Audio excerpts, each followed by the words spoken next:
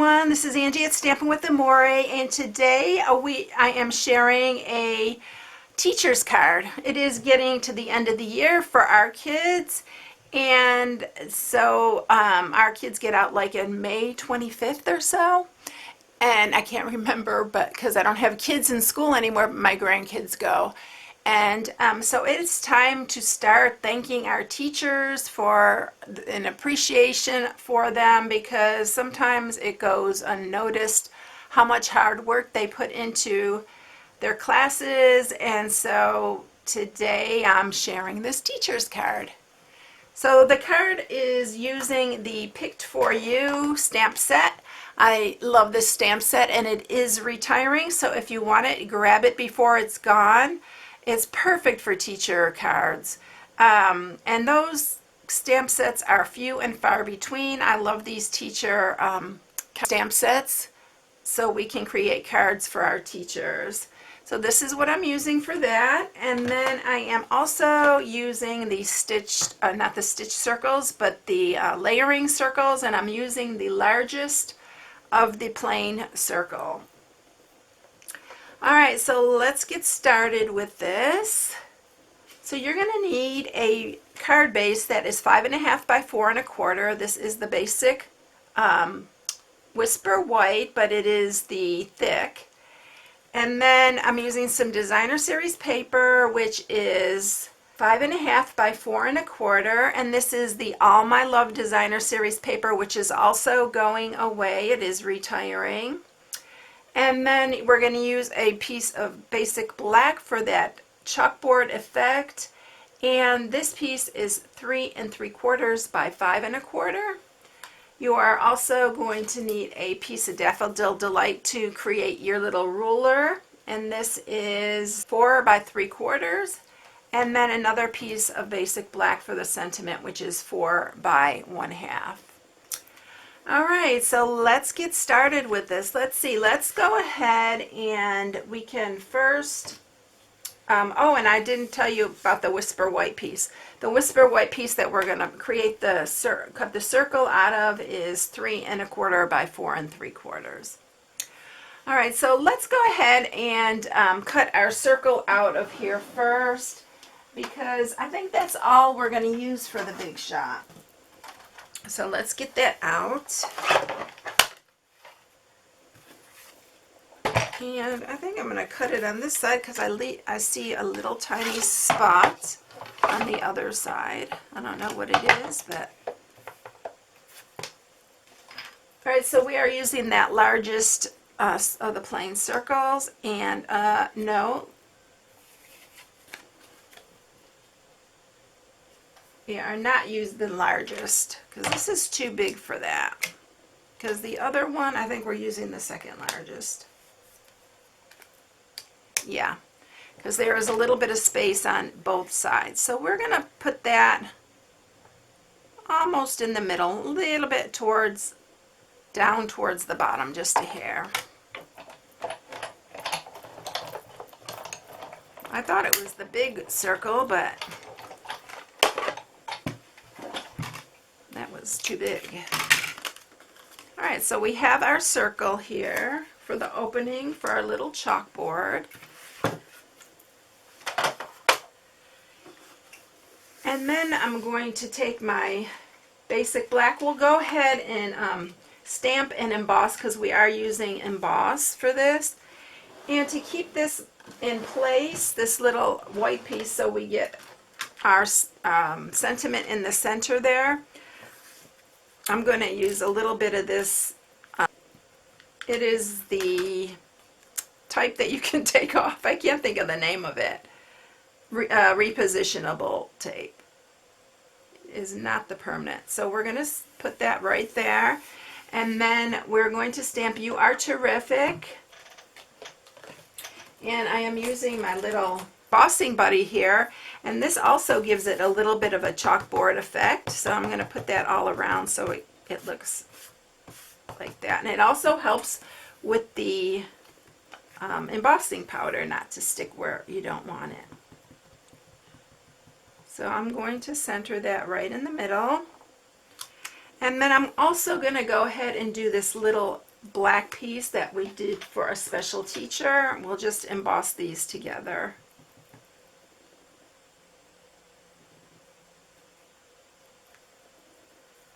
Okay, so let me get my white emboss out here.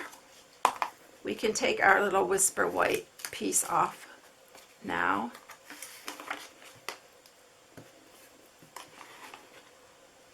And we're just going to use our white emboss. Make sure you got it covered really good. And then we're going to do this.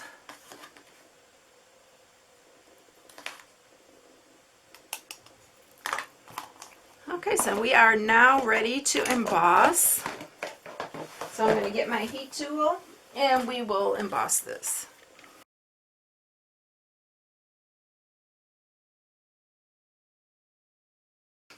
Okay, so we have our two pieces embossed. It never gets old watching that emboss melt. All right, so now I'm going to just go ahead and adhere this permanently to that. So I'm going to take that. Adhesive just rubs off really easily. So I'm just going to put some snail.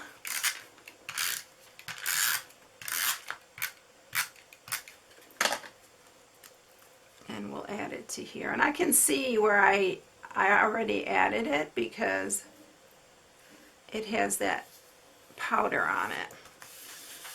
Okay, so that one's ready to go. Now we're going to go ahead and we'll stamp our apple. And I brought the whole stamp set out here because this stamp set is marked which ones to use first. It says 1, 2, and 3. So here's 1, 2, and 3. So we're going to do it because in that order, because that is how it goes. So it's really nice that they have these all marked, and these little tops help also. So you want to stamp them all going the same direction. So it all fits together. So we're using the lovely lipstick, and I am fussy cutting this out after. So that is one. I need my little Simply chamois here, and I'm going to clean it off as I do each one. And we're going to keep it in here. And this one's number 2.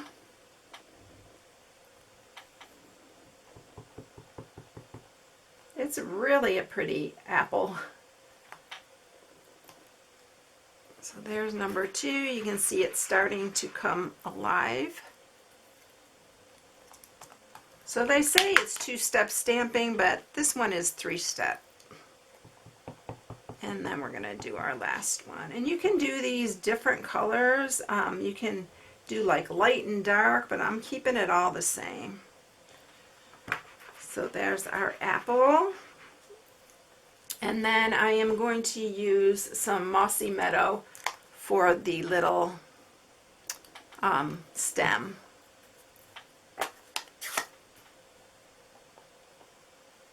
And this goes right in there. And that's okay because we're cutting this out.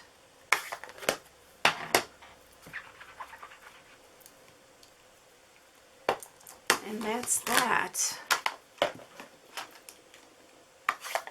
So when I'm cutting these out, when I fussy cut, I usually leave a little bit of white showing. It just looks a little bit more professional to me when you just leave a little bit of the white showing.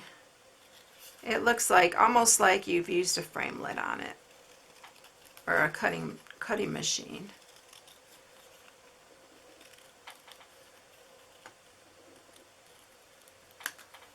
Okay, so there is our apple all ready to go. We're going to need a piece of linen thread, and we're going to do a double bow. And when you want to get the kinks out of this, just use your little bone folder, and it will get the kinks out of the...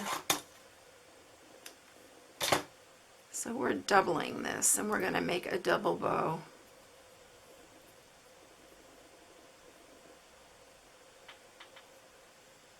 Got that one a little bit too big.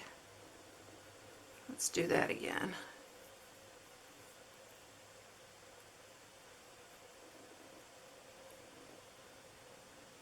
go. Then we're gonna see, I think that's good. And we're gonna use a glue dot to add that to our apple.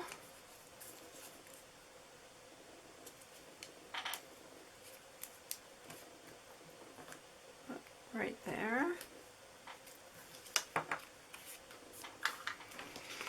And then let's go ahead and add our pieces. Before I show you how I did the ruler, let's go ahead and add our pieces here. Let's add our designer series paper.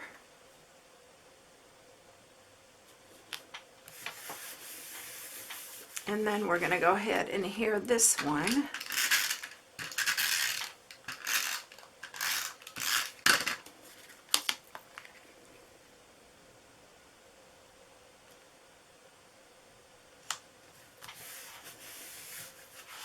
And then we'll go ahead and add this piece while we're at it. And we're going to do that right across here. And before we do the apple, I'll show you how I did the ruler. So what I did was I just set it down here on my grid sheet, and I used my ruler and also my Stampin' Up marker here. And I just went and lined these up and just started, you know, I just did it very, I mean, it's not perfection, but you can go all the way across on here. And I already did one ahead of time, so you didn't have to watch me do that again. Then just start numbering 1, you know, 2. And I just did mine just like that. So it's very simple. All you need is a little ruler as a guide. So I'm going to attach our little ruler, and we're going to attach it like right here. And then we're going to pop up our little apple on here.